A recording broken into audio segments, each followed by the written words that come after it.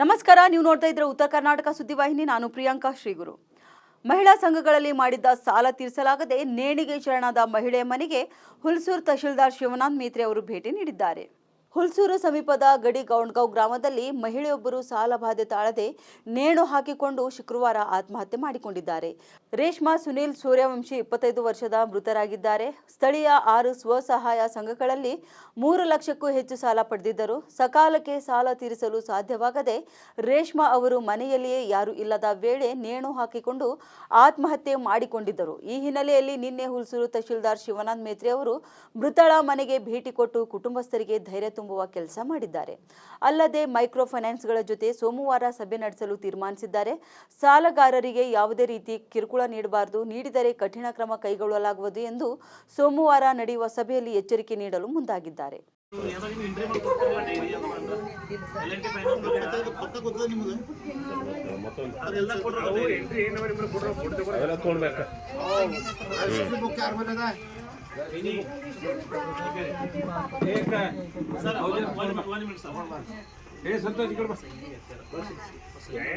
ನಿರಂತರ ಸುದ್ದಿಗಾಗಿ ನೋಡ್ತಾ ಇರಿ ಉತ್ತರ ಕರ್ನಾಟಕ ಸುದ್ದಿವಾಹಿನಿ.